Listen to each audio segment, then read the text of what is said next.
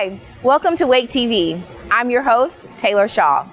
Summer's upon us and there's a lot going on, so stay tuned.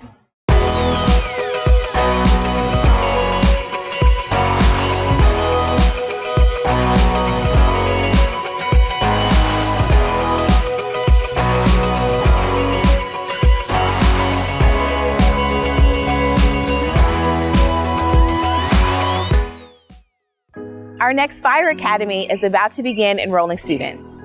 Throughout this episode, we'll hear from cadets and why they decided to choose a life in fire service. There's a lot of structure and stability in the Fire Academy, so it really helps with growing people and making them more mature. Financially, it's really helped me with the stability. I was able to get a car and move out of my mom's house because I just know that the paycheck is gonna come every other week. They've put me down a path that I never want to veer off of because I want to make myself better every day for the community.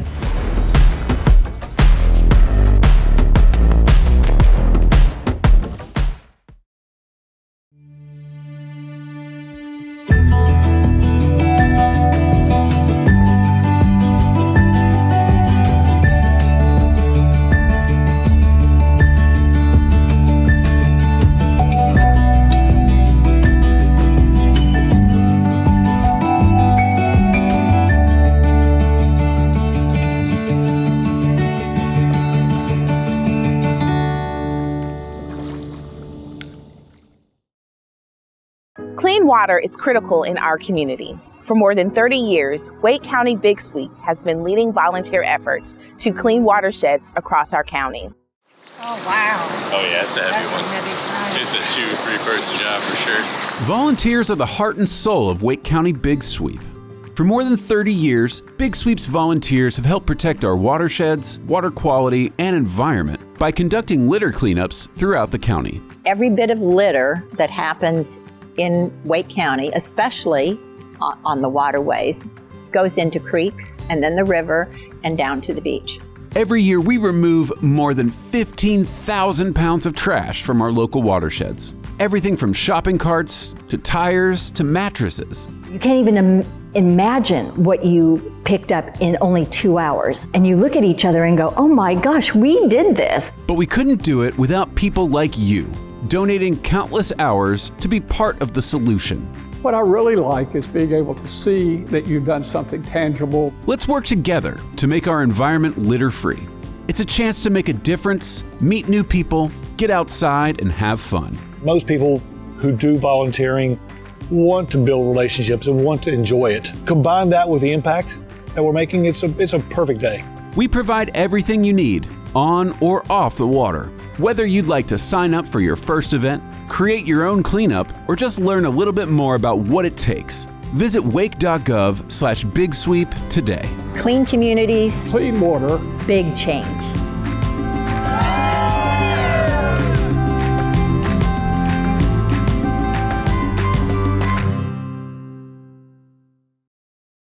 I was a call representative at a investment firm, and I was really kind of tired of sitting behind a desk, the monotony of the job, and I just really wanted more for myself. It's not just going to calls. You really get to help people, and there's so much room for growth in the fire service. I definitely recommend it. I recommend it to anybody. I think that there are a lot of our community that have a call to serve, and maybe they just don't know how to do that. And I really think that putting yourself out there and challenging yourself, it allows you to do more with your life.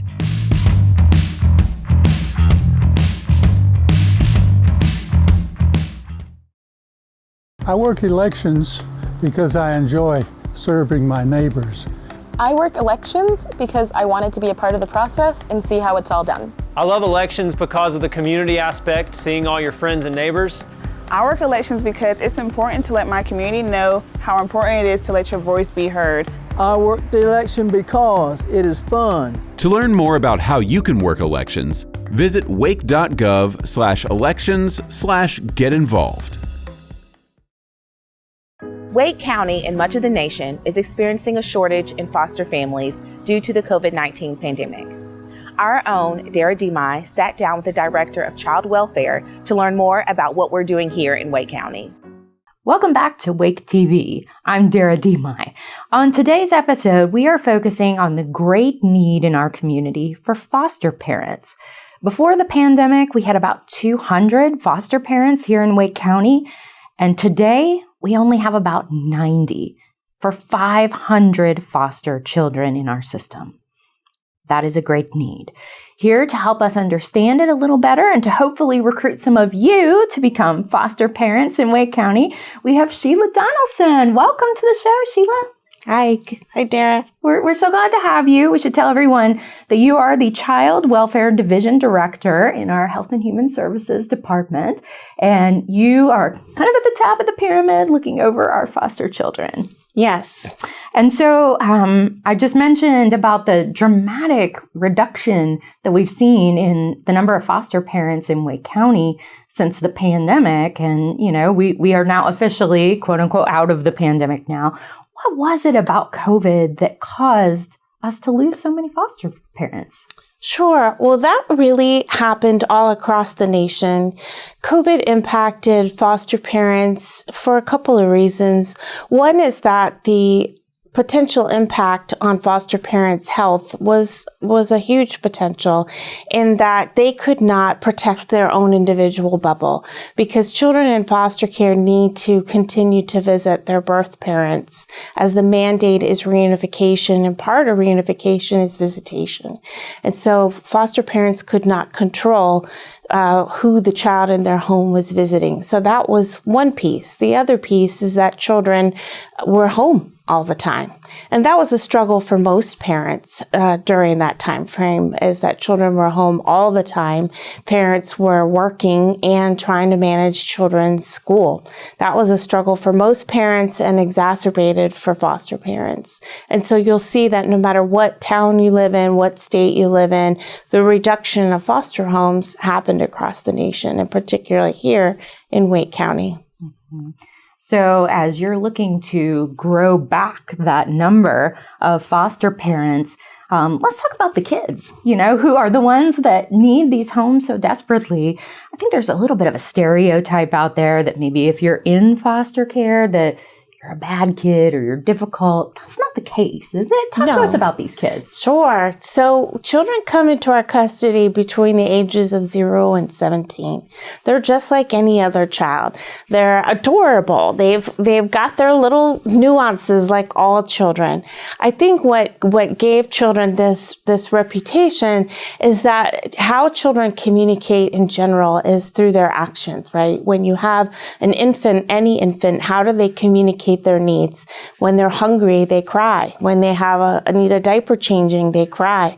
When you have a child who skins their knee, they cry or they yell. When a child's hurt feelings, it comes out in their behaviors.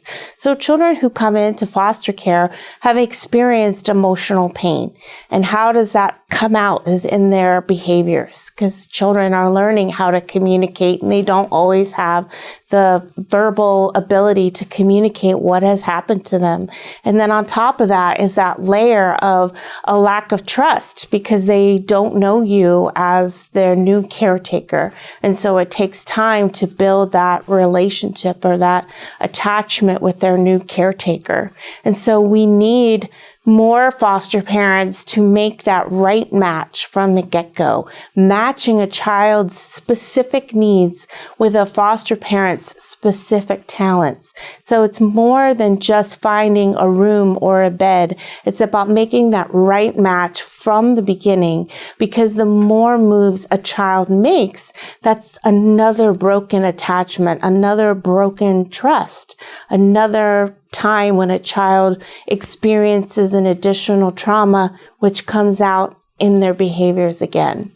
Sure, that's totally understandable and also heartbreaking. I'm sure it means so much when these children can find a match that is consistent and reliable and fairly permanent for years and years along down the line. Right. So the goal of foster care, most of the time, our mandate is reunification, is to try to remediate whatever risk occurred that resulted in the child being separated from their caretaker. And so the federal government gives us timelines in which that has to occur. So during that time, they're with a foster family, and we are asking that foster family to stay committed to the child while that happens. If that can't occur, then the best scenario would be for that foster family to turn into that adoptive family. But keeping in mind that this great ask is that you fall in love with this child, allow this child to attach to you, but also be supportive of this family and wrap around this family, because what's best for this child is if they can return safely to their caretaker. That makes sense. And you mentioned that they can be of all age ranges, 0 to 18, and probably also sometimes siblings find their way into the foster system too. Yes, siblings come into our system, and really, if you think about it, having a sibling is typically the longest relationship you'll ever have in your life. And your family of origin has a lot to do with your self-esteem, your self-concept, who you are. That it's really important to maintain those relationships. And so again, having that appropriate pool of foster parents is really necessary, because not every sibling is the same. So you would need to match that foster family to both of those children's needs. And is that foster family willing and able to learn new techniques and tools? Because we have a lot of trainings available to try to give you those tools to add to your tool belt. Are you willing to learn?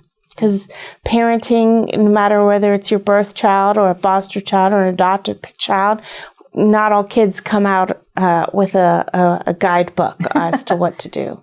That is certainly true. Well, it sounds like they're all kinds of different kids, all kinds of different scenarios. You need all kinds of different foster parents to help with those. So what do you look for? What are the qualities that tend to make for a great foster parent? So all kinds of qualities, really, because we have all kinds of kids. So, a lot of families say, well, I don't know if I can do it because I'm older, or I don't know if I can do it because I'm younger. Well, you have your unique qualities that can match with a child's unique individuality. So a lot of times we've had a 78-year-old grandparent foster. We've had a 22-year-old turn into an adoptive parent. All ages have fostered and adopted. We have matched quirky people with quirky kids. There are some kids who dye their hair and need that ability to express themselves artistically and creatively. And there are some adults who do that as well.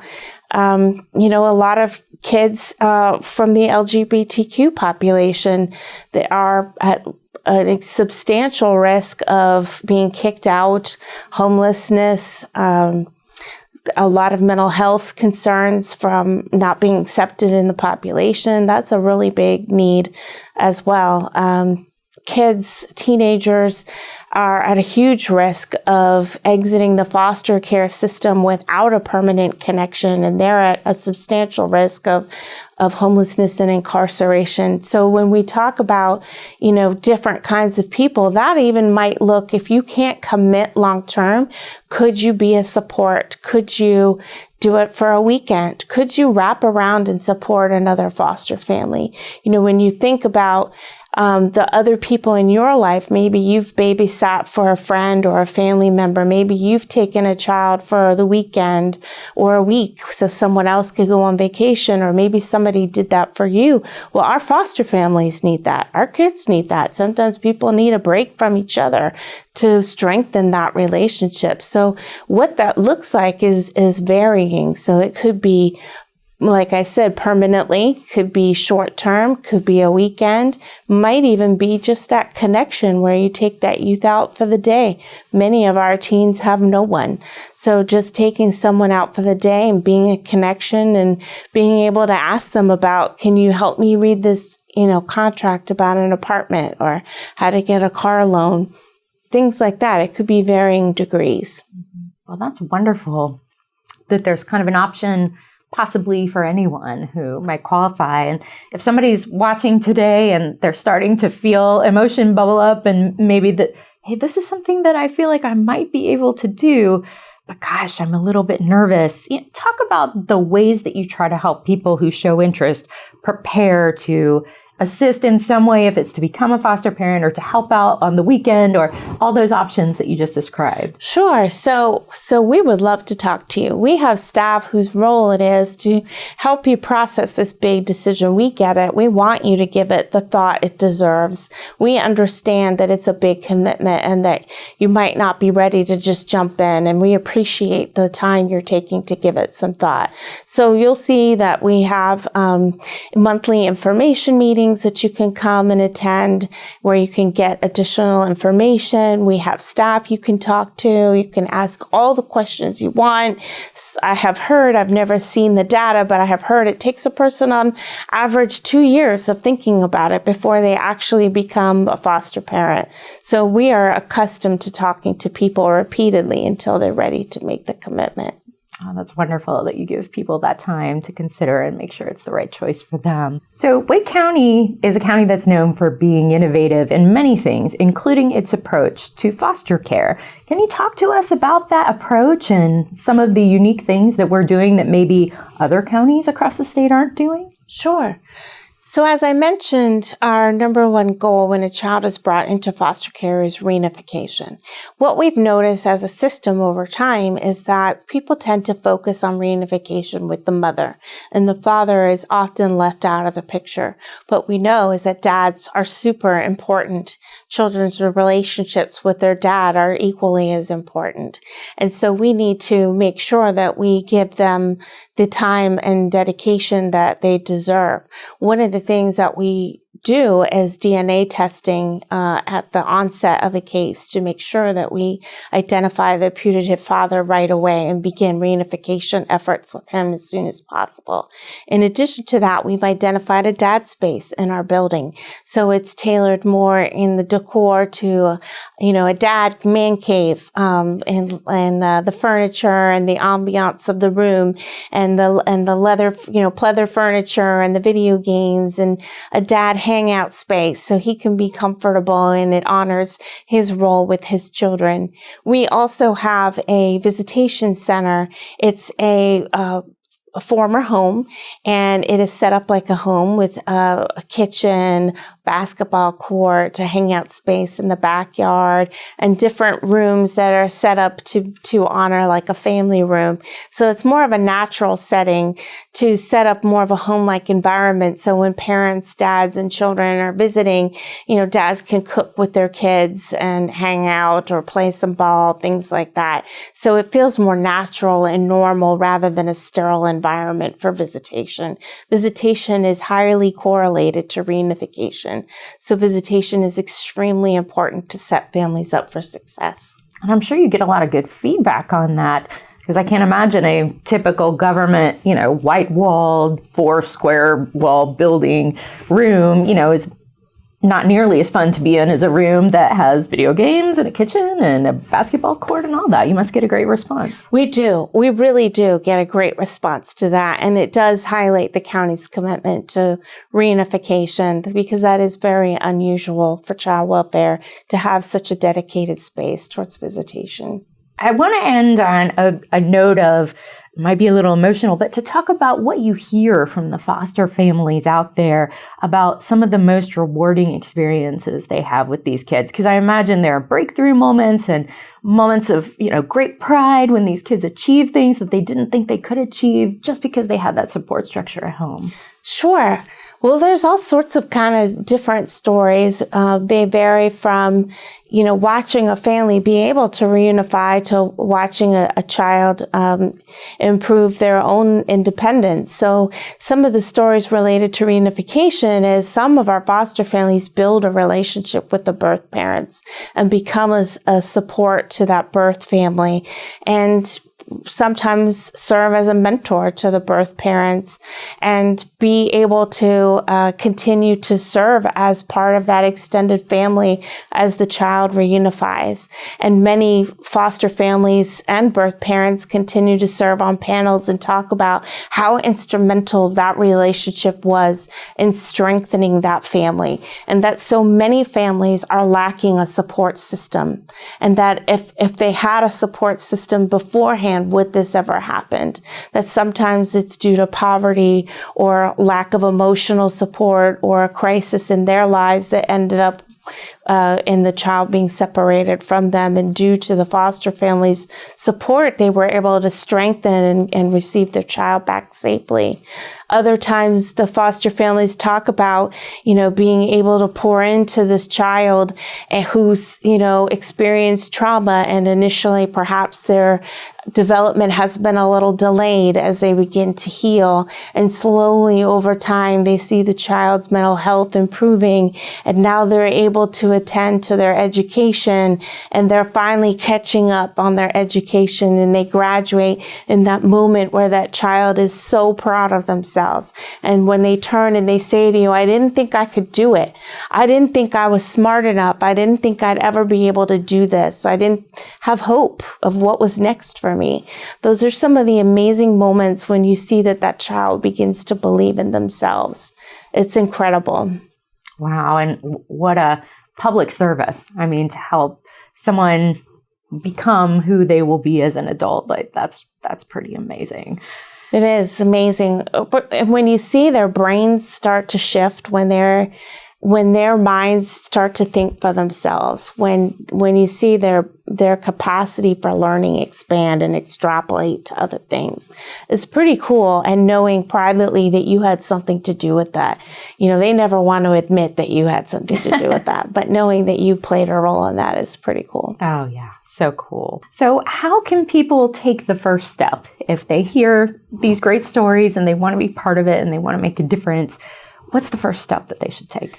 So the first step is you could go to our website and read some of our information, or you can give us a phone call and talk to us, and then come to one of our information meetings. Okay, great. And I know you have a wonderful team full of really caring professionals who will help guide folks along the way from there. Absolutely. It's the people who choose that role love talking to people about foster care. Oh, yeah. And they're great. And so are you. Thank you so much for being here, Sheila. Thank you for your time. I hope this results in a whole lot of new foster parents coming into our system. Thank you. Yes. And if, again, you're interested in becoming one of our newest foster parents, please go to our website, wake.gov/foster. I will recommend the Latinos to get in this field, knowing how to communicate and with the different ethnicities, populations, is very important. So knowing a second language, for me, especially from the speaking Spanish perspective, it makes me to serve to those people that needed that. When you go to a call, when I go to a call, and I find that the person doesn't speak the language, the English, and they don't want to accept the help because they don't understand, make me to bring something else to the fire field, to the table, and be more helpful in every single way.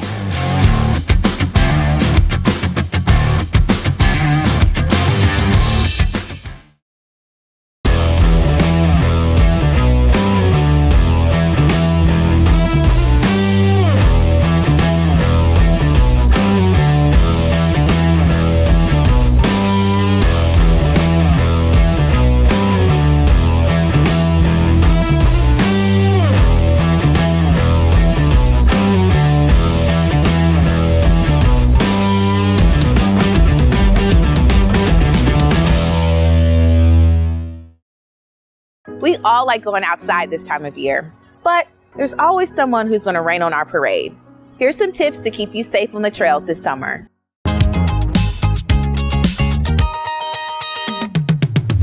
Wake County is home to beautiful parks and outdoor spaces to explore. As we celebrate Year of the Trail in North Carolina, we wanted to share with you some important safety tips for you to think about as you head outside. Whether you're hitting the trail for a hike or looking for a place to relax, remember these tips. Leave your valuables at home. Only bring what you need. Secure any belongings that you may have in your car. Thieves will watch you put your valuables in the trunk and wait for you to leave before they break in. If you try and hide your key in the gas cap, they're watching that too. Always take your keys with you. Know where you are. Familiarize yourself with a park or trail before you set out for your adventure. Stay connected. Keep your cell phone with you in case you need to call for help. Use a buddy system. Don't go hiking alone, especially when it's dark. Be aware of your surroundings. Stay vigilant about what's going on around you, and make sure your headphones aren't so loud you can't hear. By following these safety tips, you can relax and enjoy your time outdoors. We'll see you on the trail.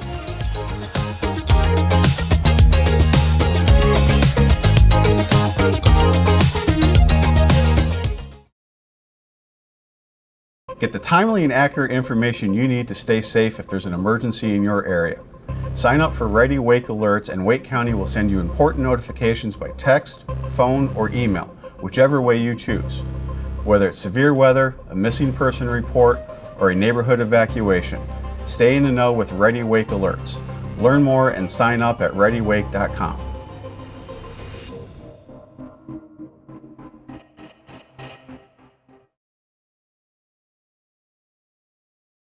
We want cake! We want cake! We want cake! We want cake! You remembered to get the cake, right? I thought you were getting the cake. We want cake! What? No cake?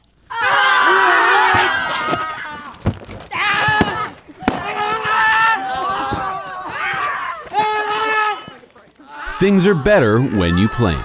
Learn more about what we're planning at wake.gov/planwake. Did you know 1 in 30 baby boomers has hepatitis C? People born between 1945 and 1965 are 5 times more likely to have hepatitis C. Hepatitis C can hide in the body for years or even decades and can cause cirrhosis, cancer, and even death. The good news is hepatitis C can be treated. The first step is to get a simple, free blood test. Don't be a statistic. Visit wake.gov/hepc today to schedule your free blood test. I met a friend while I was on a skill bridge program when I got out the Marine Corps, and the job was slow because coming off the Marine Corps I was like excited. I'm still like fast, motivated. I was tired of working at a desk for the month that I was doing it, and he told me to apply and ended up getting the job. Just being in the Marine Corps, which is probably known for the wildest branch, it transitions well, especially when I go back to the camaraderie, the brotherhood and sisterhood. Like, you're all serving a purpose together and you're doing the same thing together, so it's what makes it fun.